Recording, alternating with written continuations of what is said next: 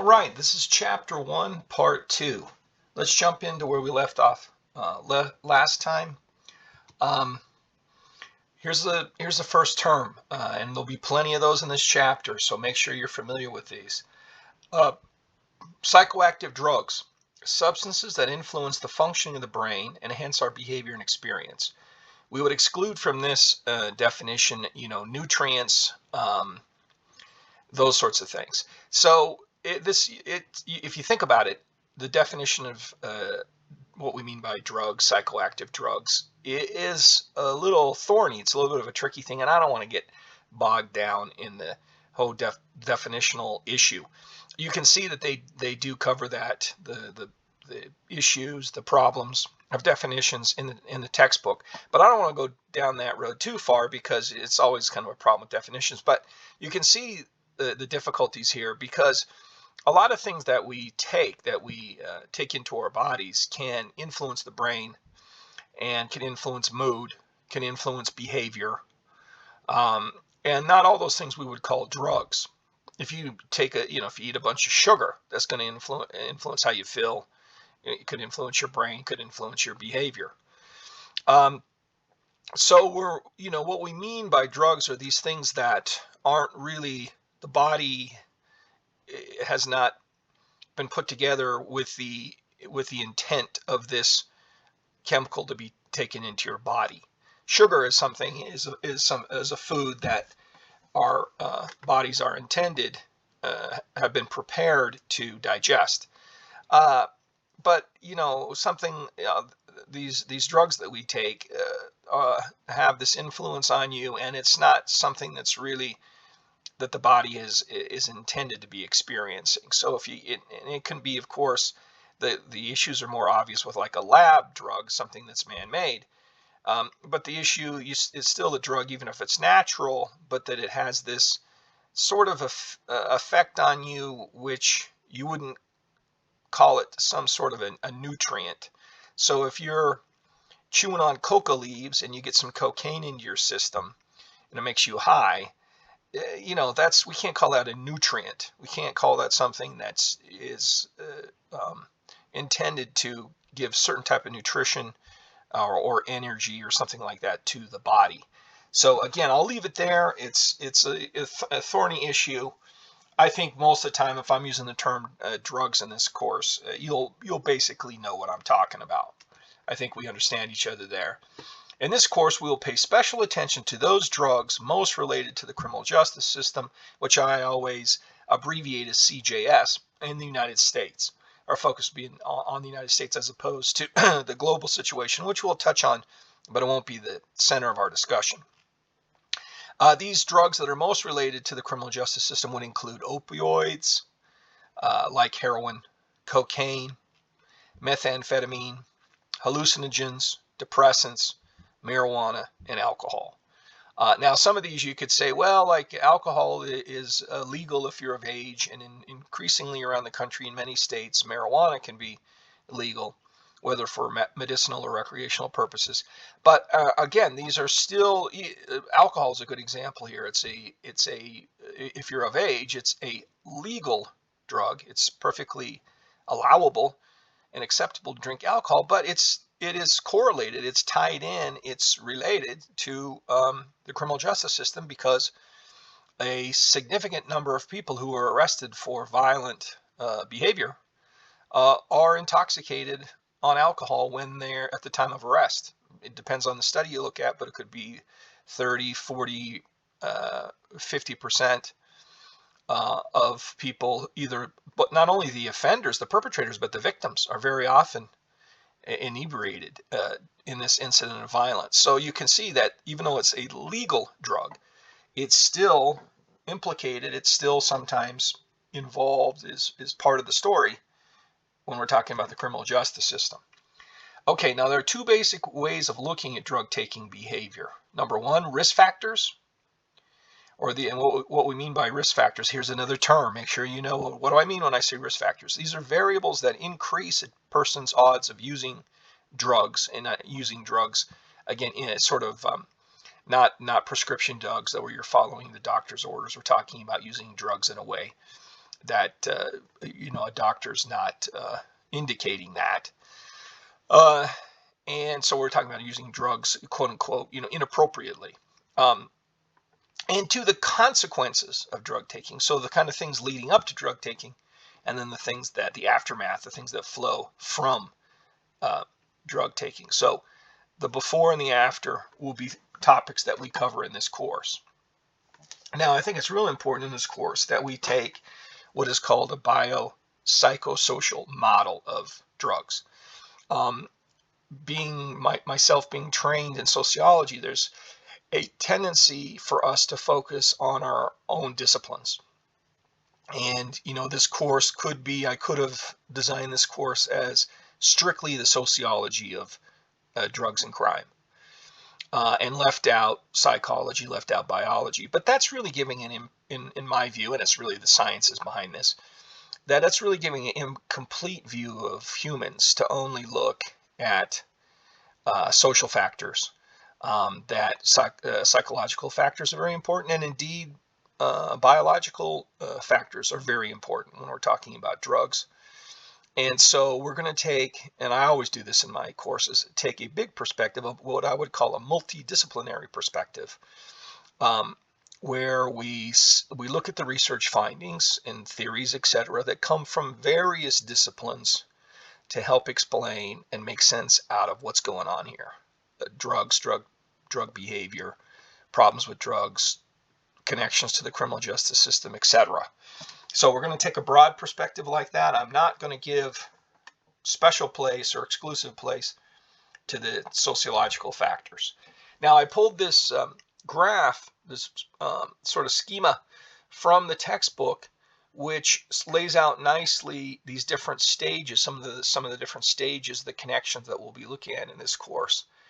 You can see at the top there, moving down, that there's drug trafficking sources, which lead to the use of the availability and therefore the use of psychoactive drugs. And then the next step is how those drugs have a physiological impact on the brain. So there we're talking biology, how it physically is impacting the functioning of your brain, and then how that is related to the sort of the tendency to take drugs, maybe habitually, maybe you develop dependency or addiction because of that physiological effect on your brain.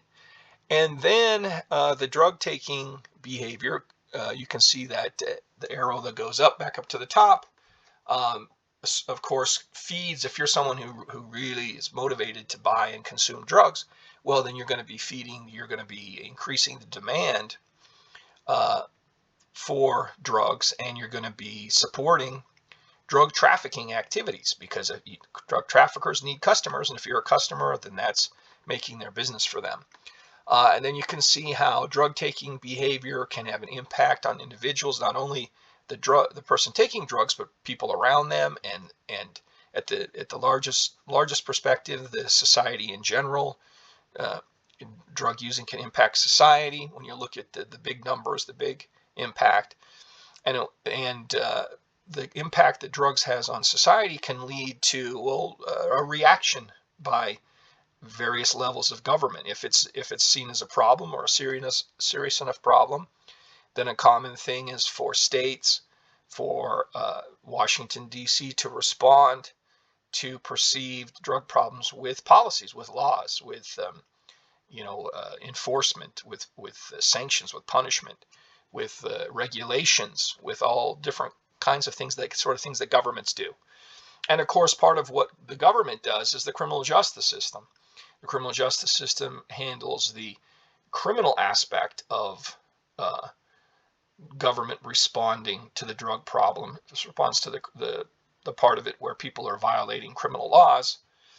And then, of course, what the criminal justice system is going to do is going to have an impact on individuals as well. So if you're locked up for a long time, we know that has consequences for people, for families, for various social factors. When the government, when the criminal justice system gets involved, locks people up, puts people under probation, etc. that's going to affect the world around that individual, families, friends, workplace, etc.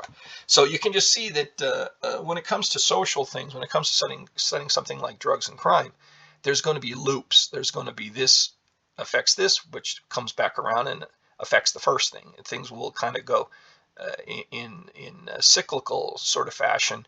We call that reciprocal relationships, where things affect each other. And that's how come you have a schema here that kind of goes round and around. So one thing affects the other. All right, let's see. What do we got next? Instrumental. So two types of drug use that they contrast in the chapter: instrumental versus recreational drug use. And so what we mean by instrumental, there's some of these definitions, don't get too hung up on them. But let's just keep it basic, that by instrumental drug use, we mean taking a drug to help you accomplish some goal. So let's say that you're a college student and you've got finals coming up and you feel like, wow, I've got to really cram for these, everything's piling up. So I'm going to have to, you know, uh, be up all night studying, or I'm not going to, pass these exams or something. And so you take some sort of upper uh, to give you the energy to be able to stay up all night and study and not sleep. And so that would be an example of instrumental drug use, where the drug is use of the drug is intended to help you do something, uh, get something done that you need to get done, or it has a specific goal, like something as simple as taking some Tylenol for a headache or to relieve pain. Again, there's kind of a specific goal there, but instrumental definitely is kind of think of sort of rational, okay, I want to get from A to B. How can the drugs help me get from A to B? That's the thinking there for instrumental. Recreational drug use, on the other hand, is that you're using the drugs purely, for the fun of it, to enjoy the effects, to experience the effects of it. So it's for experience. It's for because you want to get some feeling out of it, not to achieve some goal of some practical thing. It's to feel a certain way, right? To have a certain kind of experience. So it's not practical in that sense. Now you could, if you wanted to, get technical about it, you could say, well, there's still a goal here, a goal of feeling good or feeling a certain way. So you're still trying to accomplish some goal. Yeah, you could say that, but still, I think it's useful to divide up drug use into when you're using it for some practical purpose that is other than just recreational, than just for fun. That's a useful distinction, and I realize whenever you're making definitions, there can be problems with specific instances. So just don't get hung up on that. Now, another thing, another set of definitions of key terms, very important. You know that I stress key terms in all my courses, is they talk about the various different types of names that drugs go by. Let's go over those quickly. Brand names. So after receiving a patent, drugs, when they're developed and they're proven to be, safe enough and effective enough by the government, then they receive a patent, and the drug maker gives this new drug a brand name. I use a personal example here because I've got a cholesterol problem. So this is not an example of like a psychoactive drug, but it's it's an example of a drug.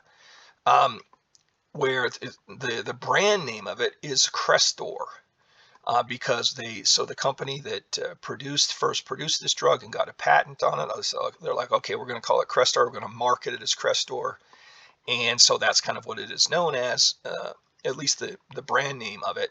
And then that patent lasts. The government gives you this right to sell this drug without competitors. So you're basically, in the thinking behind that is, well, we're going to let you sell this drug exclusively for 20 years without competitors, because you put in the money, the investment, the time, the energy to develop this drug, which may have taken years and a lot of money, a lot of work to develop it. We're going to let you enjoy the benefits of that, the profits of that, for 20 years before we let people jump in and copy your